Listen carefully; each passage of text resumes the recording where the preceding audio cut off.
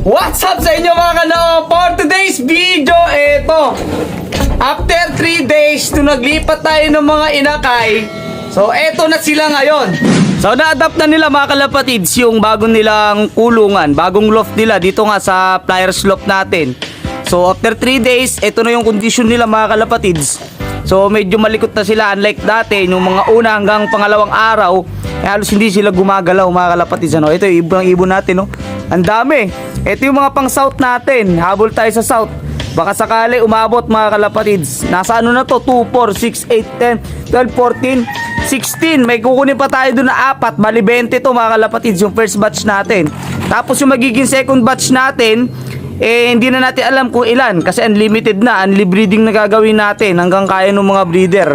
So bukas nga mga kalapatids, tuturuan na natin to sila sa viewing area naman dito sa 360 aviary natin, dito sa taas. Ito. Dito na natin sila ilalagay ng mga hanggang 1 linggo mga kalapatids, hanggang 2. Tapos yung the rest na isang para sa 1 buwan na viewing, dito naman sila natin ititrain mga kalapatids sa ating trapdoor. Dito sa ating double door mga kalapatids, palalakad-lakadin na natin sila dito. So yun yung advice sa atin ni paring Reggie Cruz mga kalapatids, na dapat bata pa lang, hindi pa lumilipad, nakakatapak na sila dito para hindi na sila mailang once na nilabas na natin sila dito sa viewing area or dito sa loft natin. At today din mga kalapatids, actually kahapon natapos na natin itong loft renovation natin. So ngayon lang natapos talaga, diba?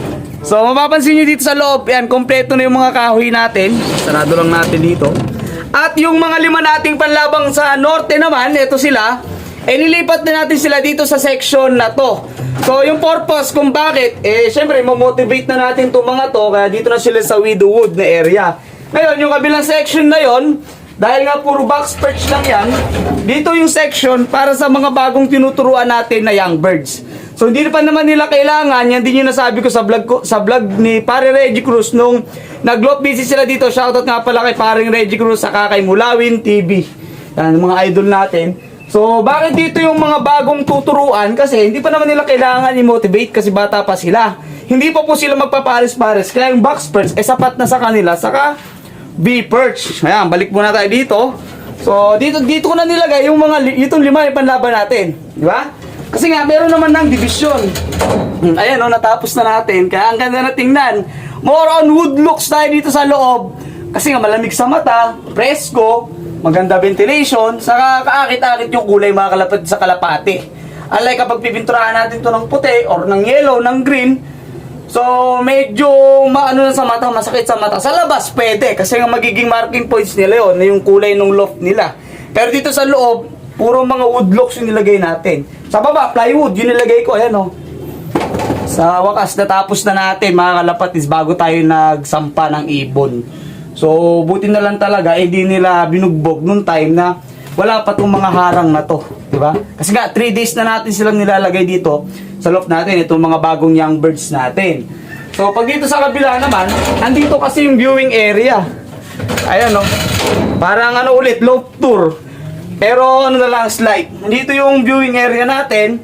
May sarili rin silang trapdoor. At yung mga ibon natin sinasanay natin sa stick. Ayan Advice naman sa atin yan ni Pare Ralph. Mas maganda talaga ini-stick yung ibon hanggang sa pinapapasok natin sila sa trapdoor. Kasi nga, mas mabilis yung trapping mga kalapatids. Pero wala naman nagiging problema nung nagtatrap ako dati. Kahit na alang stick, tatawagan naman natin sila sa sipol. So yun naman ang pinagkaiba ng sipol, ng whistle, saka sa stick. So makasakit nga naman sa kung every time magwi-whistle ka na magwi-whistle. Unlike sa stick, na kailangan mo na lang silang itulak mga kalapatids. Yun ang ganda Pati flooring, pinaltan na natin. Pinaltan na natin, maski dito sa kabila. Ayan bago na itong mga flooring natin. Tapos dito naman sa tinatapakan ko na to, ito yung plastic matting mga kalapatids. Ayan plastic matting yan, hanggang doon sa kabila. Buksan natin konti. Ayun, hanggang doon sa dulo na yun. So, purpose yan mga kalapatids, para pag naglinis, doon na tayo sa baba maglilinis. Kayod na lang ng kayod. So, pag kayod mo, malalaglag na automatic dito sa may blue na to na plastic matting. Ala naman mababagsakan sa baba. Gawa ng yung kanilang mga perch naman nandito sa tapat na itong mga perch din na ito sa taas. Yan.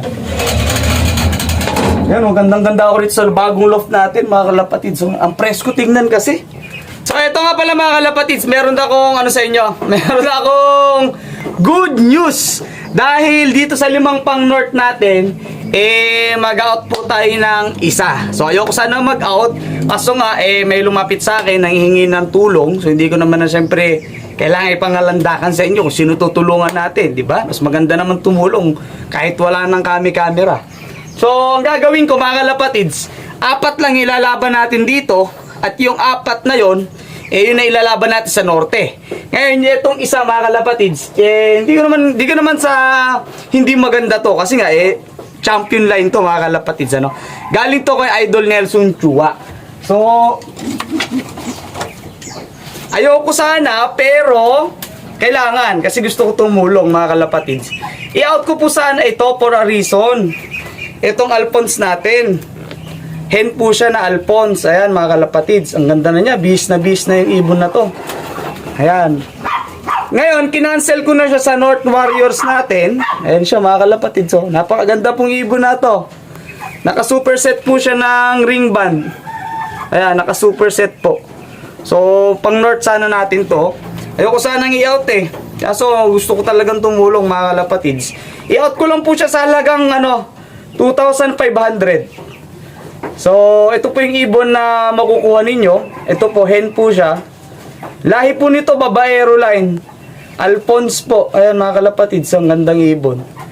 So, sa makakakuha po nito, PM nyo na lang po ako sa Facebook ko. Ito po yung Facebook ko, lalagay ko sa gilid. Ayan, paki-PM po. Unahan na lang po. Isa lang po ito mga kalapatids. So, hindi naman talaga ako nag-out ng ibon. Bihirang-bihira ako nag-out ng ibon. So, sana po mga kalapatids, ito, makakuha ninyo kung sino man yung maswerteng mapalad na makakakuha nito, paki-PM po ko.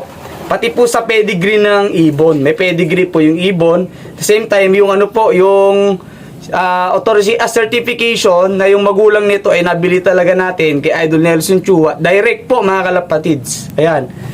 So, sana po, tulungan nyo rin ako na makuha agad to. 2.5 na lang po para mabilis.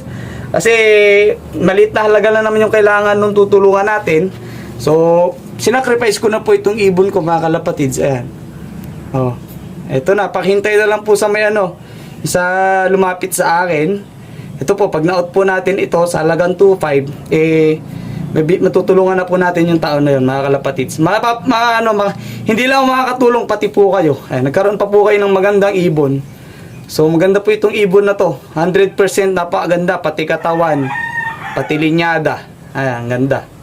Kaya 4 na lang po yung ililipad natin dito po sa North. Malapit na po yun. October na po yung start nung North namin.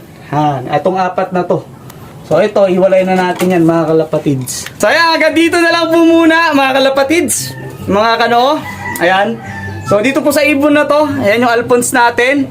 Hopefully po mga kalapatids, merong mabuting loob na magtiwala sa lahi ng ibon ko. For akos po ito, for akos. So ipopost ko sana siya sa Facebook sa mga bentahan for akos. So binlog ko na lang kasi isa lang naman mga kalapatids. Sana tulungan nyo po mga kalapatids. Mayroong pong pedigree, may certification. So na authentic itong ibon na to mga kalapatids. Salagang 2.5 po mga kalapatids. Nakakuha ka na ng magandang ibon. So maraming salamat po sa panonood. Sarado ko muna to. At ito ay aking bubuksan. Ayan. Bukas po mga kalapatids, itong mga ibon na to, ayan, against the light na. Tuturuan na natin sila doon sa taas.